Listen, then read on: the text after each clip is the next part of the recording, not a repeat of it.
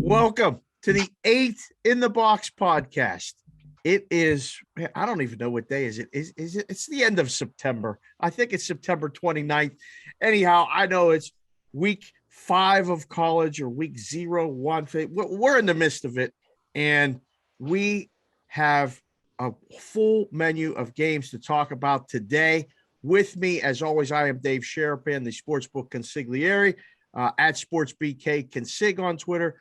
And with me, my quarterback, my guy, he's in West Virginia. You can find him at BradHowe07 on Twitter. B Howe, what's up, man? Hello, my man. Let's roll. We got another fun week of college football. Let's go. Let's get it. We got 8 good ones for you today. Oh, my goodness. Coming off a big week. We had a lot of games we discussed last week. Big spreads. Dogs that can't beat dogs, dogs that win. We got all kind of things happening. But this is the show where we talk football. We get together and do it every single week and bring it to the people. You can watch it on YouTube. You can follow along. We're on Apple Podcasts now. We're on Spotify. Anywhere you find the podcast, follow along, subscribe. Leave us a review. That helps as well. Or just leave a comment on YouTube. I don't know, B. How people keep kind of like the beard you're rocking. They keep asking where I'm getting these hats. This is for sexy Alexi, which we talked about again on Game Within the Game. I mean, it's all there. So just follow along. We appreciate you guys listening. Take this thing away. We got games to talk about, football games specifically. Here we go. Well, I do love to talk baseball with you when you're on the MLB network, dropping nuggets with those. The Rangers have won about 4 games this year. I think you've been on every one of them. You're rolling. All right, let's go to college football, though. We're going to start. I like this. We did this last week on the Marshall-Appalachian State game that was a Thursday night game. We're going to come back to a weeknight game. This is a good one. Intrigued by this on Friday night. We've got Maryland and Iowa. And I keep asking you, I don't know that you've given me the green light yet, but is Iowa autoplay under? Let me give you some numbers. Here's what we've got. An elite Hawkeye defense. They've been fantastic here early. They've got an offense that still is struggling, do the Hawkeyes. And they've got a coach that has shown when he gets a lead, he's not messing around. He's not trying to throw the ball. He's not trying to run it up. He just wants to win, get it in the bank, get me to the next week. It really is a great formula. We just kind of need them to stop scoring on the defensive end. But they keep going under, Dave. These numbers are low, and they keep going under. This week, they get a Maryland team that I'm just telling you right now, their 3 skill guys at quarterback and Tagovailoa, Talia, not Tua, Talia Tagovailoa, and their receivers. You're just showing off with all the Tagovailoa, Toya. Go ahead, continue. Sorry.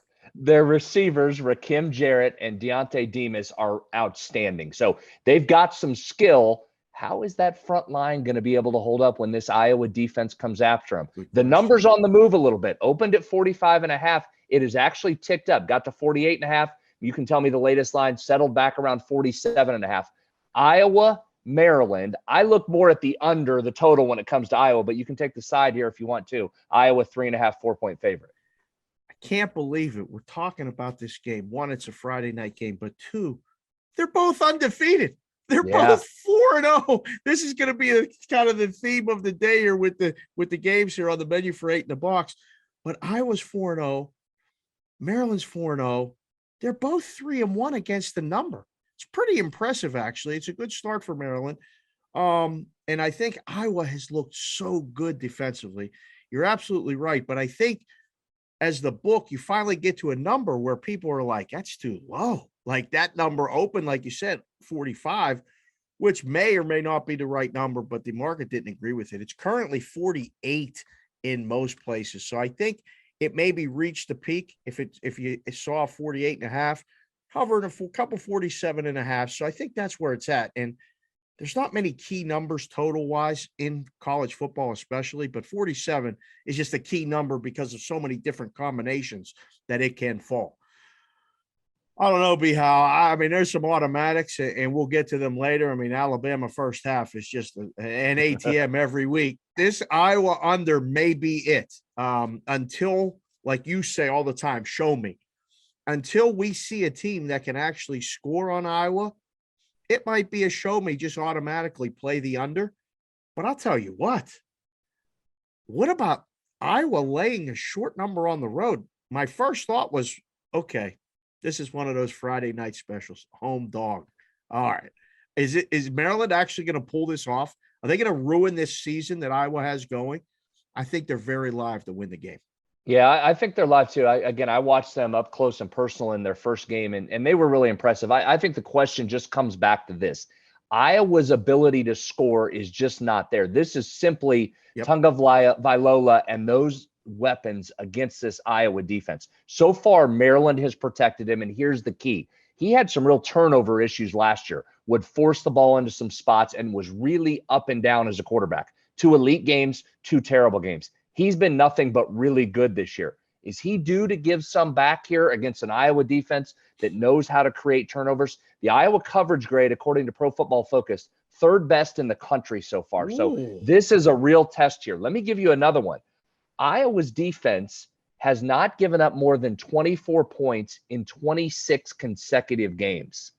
What? Say that again. 24 or less points in 26 consecutive games for that Iowa defense. Seasons almost. I know. And I know you don't like me to come in here with road favorites, but I think this is, as we just said, this is going to be a theme today. The show me game would be on both sides. I think if you made me bet a side, I'm taking Iowa till Maryland shows me it's ready to get a big win like this. Listen, that Maryland win total, Dave, was 5.5 coming into the season. They're almost there at 4. They hit this one. You're just counting your money already. I've got to see it, but I like the under more on this. I'm going to ride that Iowa under until someone goes over it. This may be the game. If those skill guys go and Tunga Vailoa doesn't have any interceptions, Maryland's going to put some points up, but I need to see that first. That's the key. The turnovers will decide this one. Pretty simple. And it comes down to this a lot in wagering and just playing football in general. Whoever wins a turnover battle usually wins a game. Well, whoever wins a turnover battle usually covers the spread too. Boy, you kind of sold me. I think under's probably the best play in this game. It'll be interesting to me to see if Iowa can come back if they get down. Say that early momentum, Maryland first half, and then you come back with a halftime play on Iowa, maybe after adjustments are made, and even one of these first quarters. I mean, this might be a first quarter under. Yeah, that's not bad. Where we can look at that as well. So a couple different options there. Follow along on Twitter. We'll probably have some more takes on this as we get closer to game time. All right, let's go to another one. This is a big one on the college football site. We're getting Cincinnati at Notre Dame. Cincinnati now down to about 1.5 favorite. Total sitting in that low 50s range, about 51. This is going to be fun from a couple standpoints. First, is Notre Dame good? I mean, what is Notre Dame doing? Tell me. I don't know.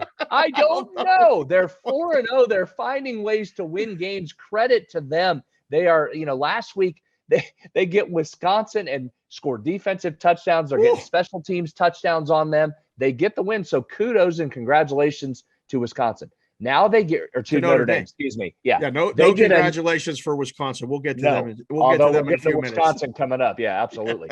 Okay, Cincinnati, obviously biggest game, not only this season, maybe last season, maybe in the program's history. They get a chance, maybe ever, coming off a bye week.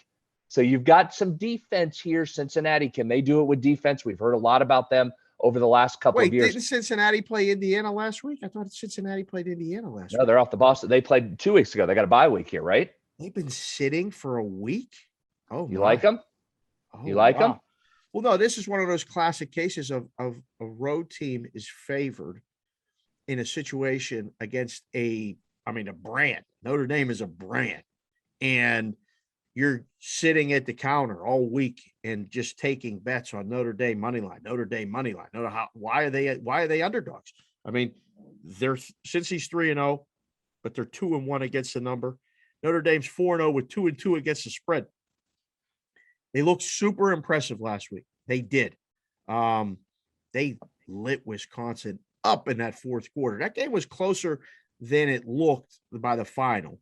But yes, they covered and made sure that all the alumni were very happy with this one. I think it's a tall task for Cincinnati to go into Notre Dame and win the game. Is it not?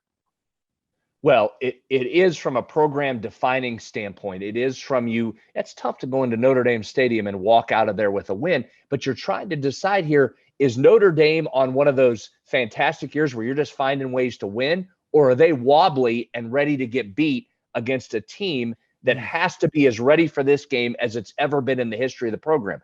Now go to some things. Notre Dame's been the beneficiary of turnovers, and Cincinnati's been turning it over. Yes. We're back to turnovers again. And I know we could say this every game.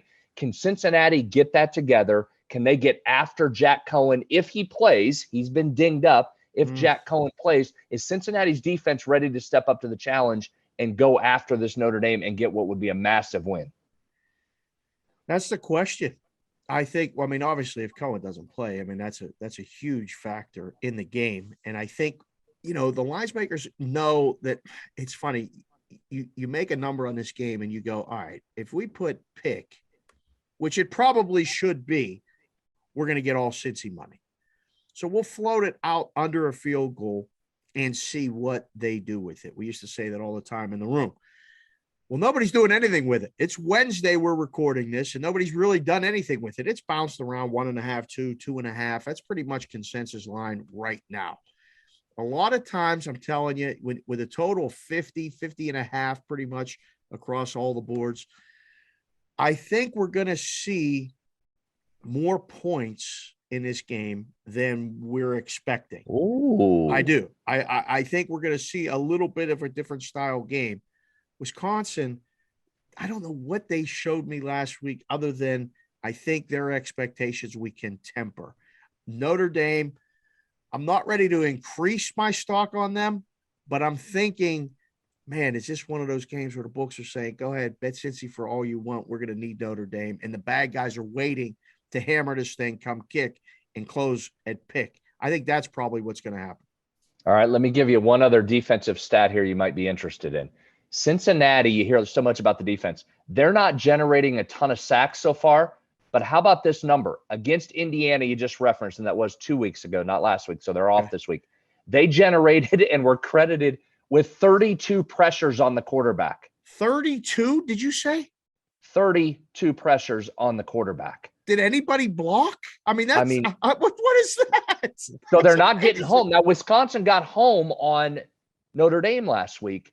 I don't know if Wisconsin's going to, but if they're going to get pressure here, look out. I mean, you're probably right. I know you always tell me take those home dogs and go from there. This is just massive for Cincinnati. I won't touch this one because I'm just going to watch it and enjoy it.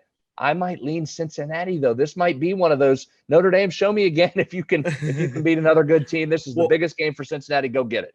Show me you're ready, Cincinnati. I thought they were going to be in that wobbly stage last week and lose to Wisconsin in that game. And instead, they not only won, they won convincingly at the end.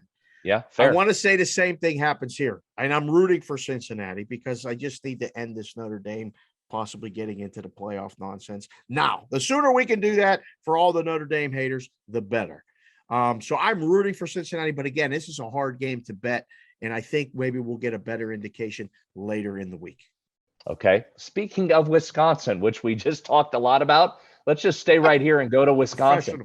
That's a professional transition right there. That was professional. Michigan and Wisconsin. The Badgers are favored. Here we are again with the Badgers favored against Michigan. I'm going to talk to you about the total. You talk about a low number. You want to root for some misery. 43.5 if you're liking the under here. Get ready to get in the slop, which you might get in this game. Here's what I think I know about Wisconsin. Their defense is really good, Dave. I mean, their defense is elite, giving up 1 yard per carry on the ground. Michigan almost exclusively only wants to run it. Now, they're a top 5 running team in yards per game at nearly 300 per game on the ground. Haven't shown a willingness or ability to throw it very much yet. They haven't really had to. Wisconsin, 9th in rushing attempts per game. Michigan, 13th.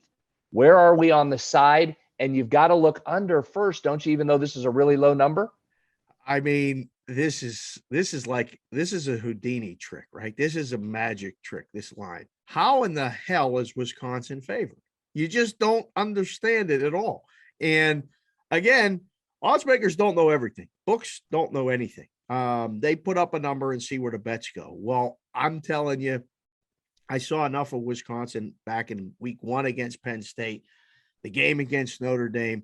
Their offense is wow. This is a Big Ten game that maybe like we grew up with, and we're old. I mean, this is an ugly, low total, sloppy game running 3 yards in a cloud of dust. There's no spread offense. We're going to run. We're going to beat you up. This has to be under. 43 and a half painted across all the boards of all the books. And I'm going to bet over. There's no way I'm betting over, because you're right. Michigan they've not disguised it. They've not hid it. They played Rutgers last week and Rutgers gave them everything they could get. It was 20-13. It was a low scoring game. The spread was 20, close 20. They almost didn't score. They only scored 20, so they couldn't cover the spread. I don't know. I've seen enough of Wisconsin to know that I like Michigan. I like Michigan in the game. I think they win. I think it's just better. But the way the Big Ten just cannibalizes itself, Wisconsin's going to win this game by 10 points. They're going to end all the discussion. It's what's going to happen. I know what's going to happen. I want to see Michigan win to continue so Penn State can beat them before Ohio State beats them. That's what happens. But, man, it's going to be an ugly game, isn't it? It is. That's why I have not played it, but I think I'm going to go under 43 and a half and just try and be miserable. Try and be miserable for 3.5 hours. Hope everybody just runs it right up the middle. The Wisconsin defense stops. I want the Michigan defense to take that Wisconsin offense that hasn't done anything and shut them down. And I want 3-0 heading into the fourth quarter. That's what I want. And I still won't feel comfortable, but I want 3-0 heading into the fourth. I'll give you another one. Here's the other thing. You book guys, you books out there just trying to move us around. We've got an unranked team going against a ranked team, and the unranked is the favorite. Yep. That's an auto play on that team, right? It's Wisconsin's 100%. Winning, as you said. I have to go back to the window with Wisconsin, don't I? You do. It's painful, and again, it gives you that little squiggly feeling that we talk about in your stomach where you think you ate some bad Mexican or some sushi that might have been a day or two old. This gives you all of those feelings. I got to bet Wisconsin as a favorite. I just did that last week against Notre Dame, and I got killed. I'm going to do it again. So this is what happens. People will flip-flop, and like the number open low, it's open 1, it's 2.5 in places now. Like in books that aren't, they're taking bets at these places.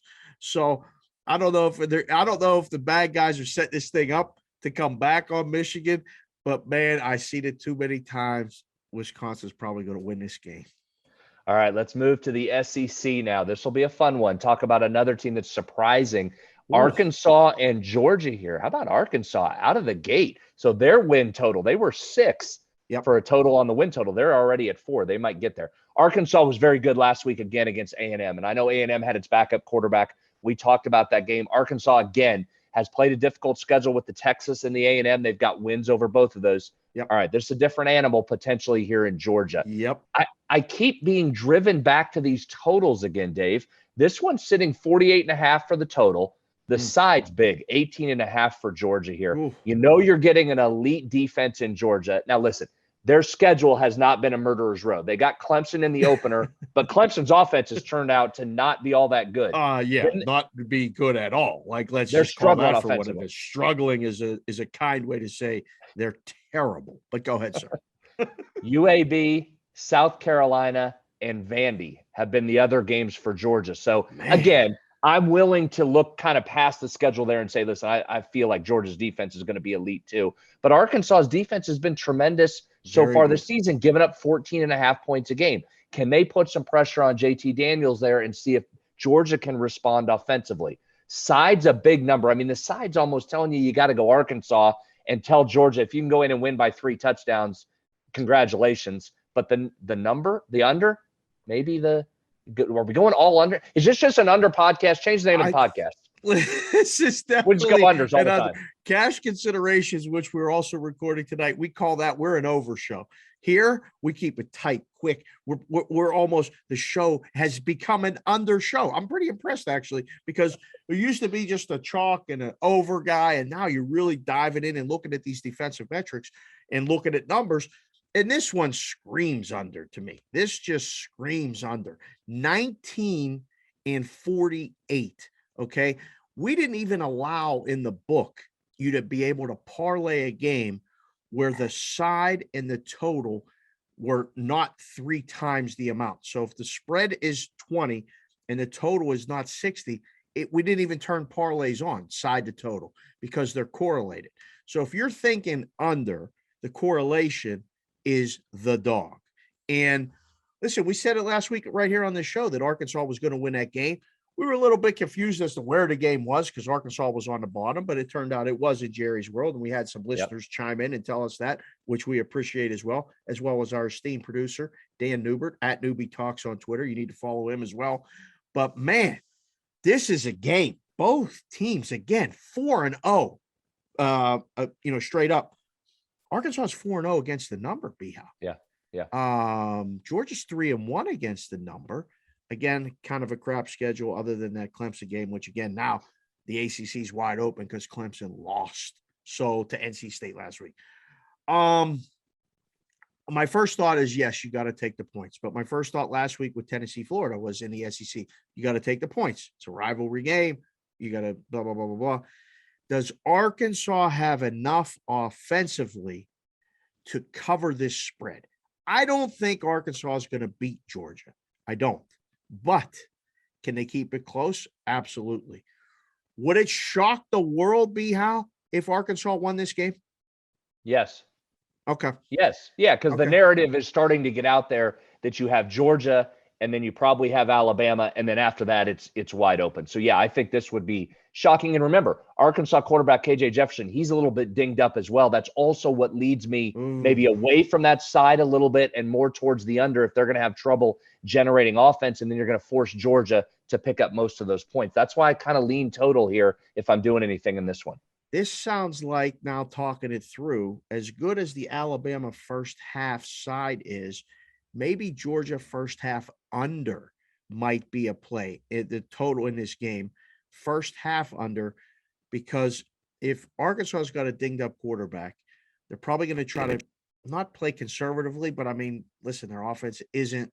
What was the final last week against Texas A&M? I think it was 20-13, something like that. Also so under. We liked it last week, so there we go. Right. Yeah. And I think we kind of stick with this. And sometimes, listen, I mean, we're talking about baseball betting. Sometimes it's rinse and repeat. You just stick with the process, stick with what works. Sexy Alexi worked for the Texas Rangers for a long time. Absolutely. Under in Arkansas games may work as well. And now we got a dance partner in Georgia who's got an elite defense. I don't even think there's a question first half under's got to be a play. Okay. I like it. I like it on that. All right. Now we're going to move in, and just an alert here. We're going to turn into a Big 12 podcast. You ready? Because there's some intriguing Big 12 games here. So strap in. I don't know if you need to change hats, but you're in Texas. You got the Texas on that fits for the Big 12. Here we go. Although this one's not in Texas. Oklahoma minus 10.5 at Kansas State. So I got all kinds of angles for you here. Start with, let me repeat that. I gave you Kansas State as a home dog. I gave you Kansas State as a home dog. Yes. I didn't listen. I'm really repeating that for myself because I didn't listen a couple weeks ago when they had Nevada, and I got, get out of here with your Kansas State. Give me Nevada. Roll it in. Carson Strong. Give me Nevada. They roll. Couldn't have been more wrong. Kansas State lit them up, and they win. Yes. Now here comes Oklahoma wobbling into Manhattan. Wobbling. Crowd on them. Fan base on them. National media, everybody's on them. They're not the same Oklahoma. Listen, there were national championship expectations on this team, right? The whole offseason storyline. The defense for Oklahoma has improved a ton. That was the storyline. That might be right. They got a good defense. Yes. The offense is the one. They're mixing in some new parts on the offensive line. Their receivers, while talented, there's no CD Lamb or Marquise Brown over there. I mean, I think we forget the historic level of athlete that Oklahoma has put out in the last 5 years, the historic offensive line they brought to the table, all working together. That's not this Oklahoma team, but they're going into Manhattan. Manhattan does not have a quarterback. Skylar Thompson reportedly has been taking some snaps, but doesn't look like he's ready to play. Are you going to get Will Howard again? He hasn't shown that he's ready to take over this team. Jaron Lewis had to come in last week when Howard was dinged up. I don't know that they have an answer at the quarterback position. Can a one-dimensional Kansas State team, and they can run it. Deuce Vaughn's been excellent running the football, but you're going to be one-dimensional against Oklahoma with that elite defense here. 10.5 on Oklahoma, even though K-State's won the last 2 years against them. Are you laying the 10.5 with the Sooners here? There is no chance I'm laying. There's no chance I'm laying with what Oklahoma did last week. I mean, they had to win that game with a field goal at the end of the game against West Virginia at home, laying not quite this number, but laying double digits there. 17 and a half. Yeah. And now we're going to K-State, who, I mean, these quarterback questions are so hard to kind of factor into the line. So again, when you can't really decide on a side, this screams under, and who in the hell wants to take an under in a Big 12 game? But I mean, it worked last week in West Virginia. I think you were a little reticent. I said, listen, I think West Virginia is going to keep this thing pretty close. They just made a mistake at the end with that long snap, and I thought they were going to drive to go ahead and be ahead in that game at the end. They were, and they were right there. So what I learned from that game is that, yes, Oklahoma's defense is good, but Oklahoma's offense is not. And they're going to have a get-right game. There's no question. It's all kind of working. You can see that, but they don't have maybe the roles defined or the athletes that they had. Yes, they're still Oklahoma. And I think you're going to have a lot of people fall into the trap of laying the points with this. But I think K-State is definitely, I mean, they've beaten them before, you said. So, 2 straight years. Yeah. At home and on the road, right? Yes. So, I mean, this one wouldn't be shocking if Oklahoma lost again to K-State. I don't think they will, but I definitely wouldn't lay it. I would take the points with K-State, and I can't believe I'm saying it, under in a Big 12 game. Yes, got to be the side. 52 and a half. But listen, I mean, I'm going to have to start bringing you around to this Big 12. It's a defense league now. It's not changed. The high-flying offense. It is a defense league, and I'll get some more numbers here for you. We're going to talk about some other Big 12 where the defense is the story. That's the deal here. Here's the question. Am I going to go against K-State again? I just watched Oklahoma. I watched every snap of that game. Their offense was not impressive. Hey, let me give you this. The last Big 12 team to beat Oklahoma 3 straight games, you have to go all the way back to Texas, 97, 98, 99. Good teams in this league do not do that to Oklahoma. Oh my goodness. Here's what gave me pause last week against West Virginia. You said it earlier. The breakout game feels like it's coming for Oklahoma. Now, trying to time out when that is versus what your eyes are showing you on the field, it doesn't look like they're ready for a breakout game. No. At the same time, my concern in this one with the points, and I think you're right. I think the play is, if you just want to go numbers, you take a home dog. Chris Kleiman, 6-2 as a home dog since taking over for Bill Snyder, the greatest home dog coach the college football has ever seen. So this program's built on being a home dog and covering the number. So I think you're right. You have to go lay it. And if Oklahoma breaks out, okay, they break out. What concerns me, though, I'm telling you, that Oklahoma defense is elite, and they get after it. And I just watched West Virginia not be able to run the ball at all as a team that's probably more one-dimensional as well. K-State's going to come in here and not be able to throw it. How do they get points? Where are the points coming from? Under makes a ton of sense here. I'm watching for live under. If there happens to be a couple big plays early from Oklahoma and that number jumps, I may still hit a live under there. If the term that everybody's using, the cool term right now, is game script. If game script dictates Oklahoma's up 2 scores, 14 points, 17 points, 2 touchdowns and a field goal, K-State has to abandon the run game. They have a kid playing quarterback that's just getting reps this week and all this stuff. This one could get ugly, and then Oklahoma will cover. West Virginia was able to stay in the game and lead the game. So game script didn't dictate that they had. I mean, it couldn't do it, but they kept trying. And running the ball takes time off the clock, which leads to unders. So all of it rounding, tying it up in a bow. I'm still siding with the under. I know you're going to lay it with the chalk. I mean, that's just, listen, we took a hiatus last week and kind of switched roles. I don't really like it that much. I didn't really want to do it again.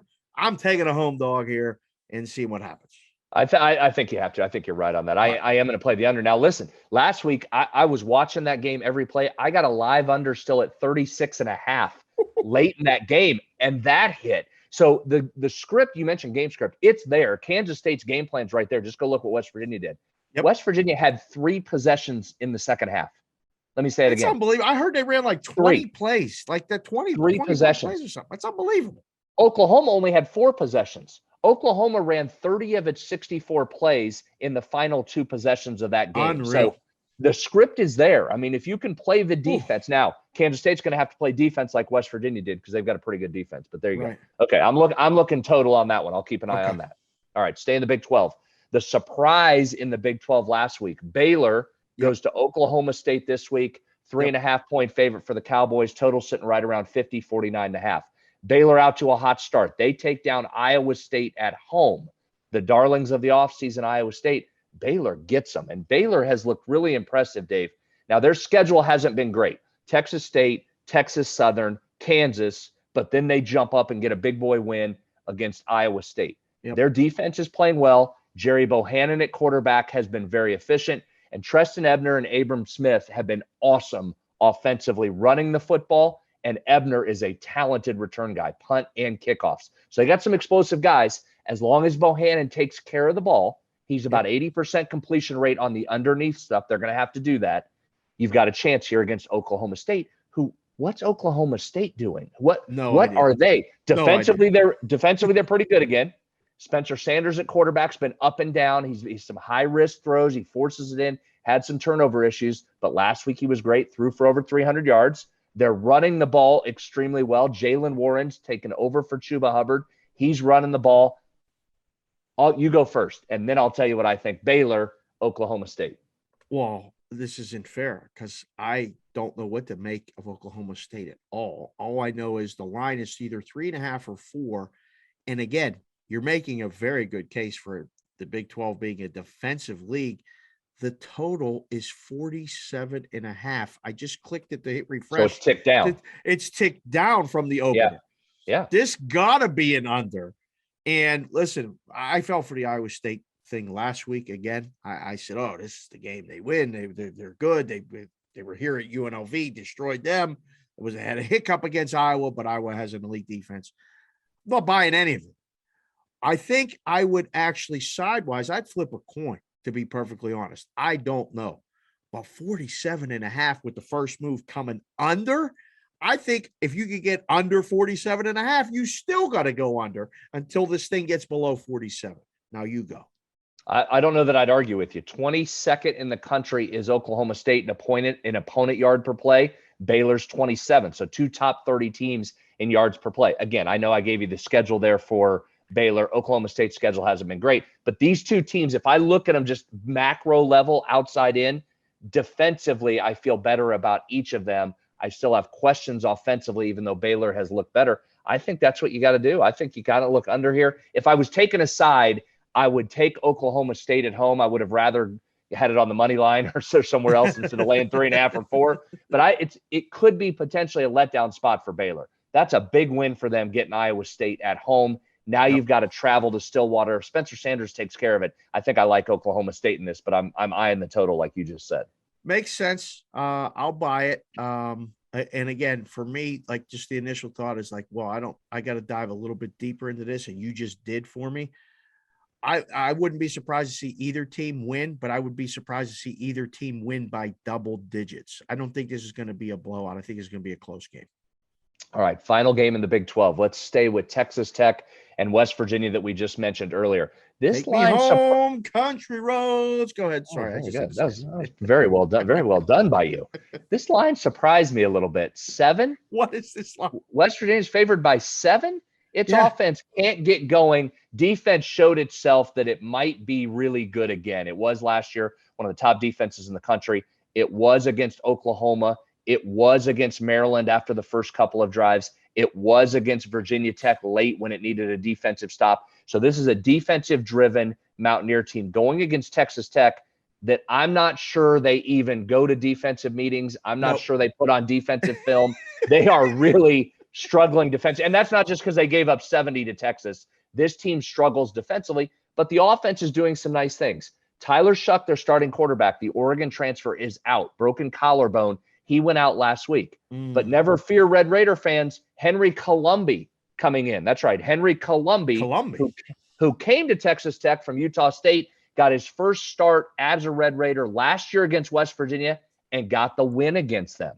Neil Brown, the West Virginia coach, is a former Texas Tech assistant, and he has not beaten Texas Tech while at West Virginia. There was a game that Neil Brown could circle on his calendar, it's this one against Texas Tech. He feels the last two against them have gotten away. So there's some coach motivation. Does that transfer to players coming off that near miss at Oklahoma? Total sitting, where do you have the total right now? At 56, 57? Let's see. 55.5 is more going down. Or 56. Okay. Yeah, it's going down. Yes. Yeah. So again, when you're talking about West Virginia, you've got to look under, but I've got a couple little ways to maybe play this, but overall thoughts, Texas Tech getting a touchdown at West Virginia. So my first question to you is this: what's the mood around town, and what do you think the mood is around the team after, being that close to upsetting Oklahoma at Oklahoma? Is it deflated? Is it like, man, the season's over? Or like, is it, wow, we almost beat Oklahoma. If not for a bad snap, we would have probably driven down and had a shot to kick a field goal, and then they would have had to beat us and either tie it late, win in overtime, or, drive for a winning score. Because I took away that it was a positive. Like from the outside, you're right there in the heart of it. What is the mood for you and the team? Stuff like that. I think your take is right. I think the take from inside that locker room isn't a dejected, even though that was a massive missed opportunity for West Virginia to get a chance to win over an Oklahoma program that's on its way out of that league, a top 5 road win. I think West Virginia looks and says, hey, listen, we were right there against Maryland, but we turned it over 4 times. We beat a ranked Virginia Tech team that came in here, and we just had a top 5 Oklahoma, and we shot ourselves in the foot again, or we would have had another win over them. I think this has bonded them. I think they're ready to go. Like, get us out there. Let's play again against a Texas Tech team that we said just had 70 hung on them and is coming in here with a backup quarterback. Although I'm not sure they lose a lot in that quarterback situation. Columbia was great last week in a loss, and I know they were coming from behind. 3 more touchdown passes for him. Their offense is probably going to move it, but this West Virginia defense is very, very good. My first thought is this. Normally, after a team gets destroyed like Texas Tech did in the book, you go, oh, this team's going to cover the next week. Like, they're not as bad as they looked, and Texas ran it up, and they, kind of took it out on them. I think West Virginia does the same thing. I'm usually one to say, yeah, give me the dog and this and that. I'm not. When I saw 7.5, I said, ooh, they're trying to get you to take that Texas Tech. They're trying to put that little hook out there.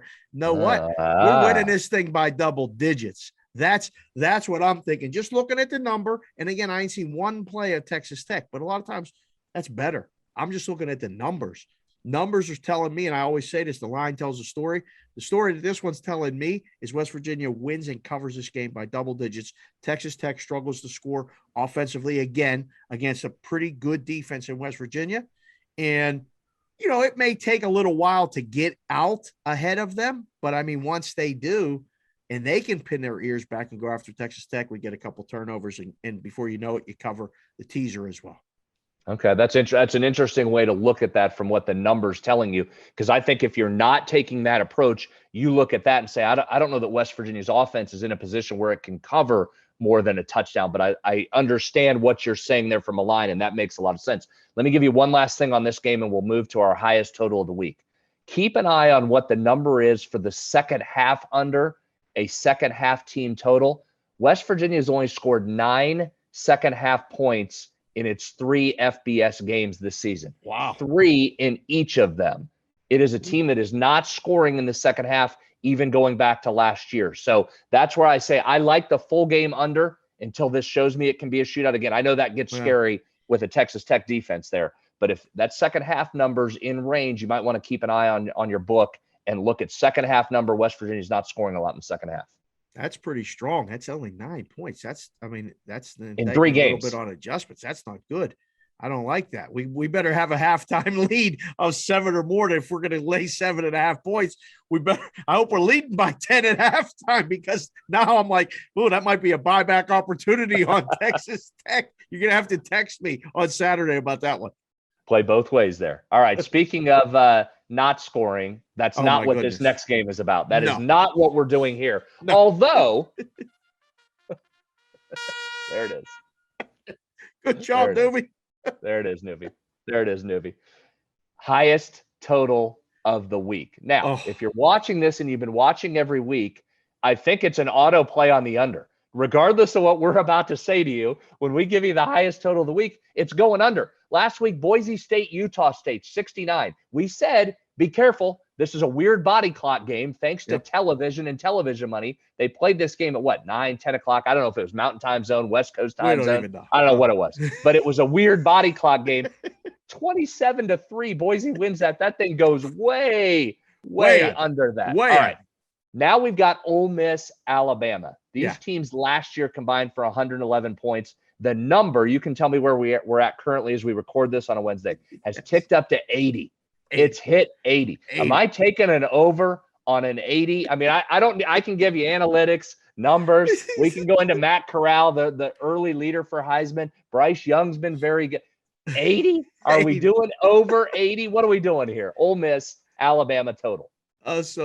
The guys at Circa open this thing up every Sunday. If you want the actual true opening number that basically sets the lines for the world, go watch the Circa Sports app and wherever you get lines. They pop them in Sunday afternoons back east, Sunday mornings around 2 o'clock, 11 Eastern, o'clock 11 o'clock Vegas time. Right when NFL's going on and nobody's looking, they slide these numbers in.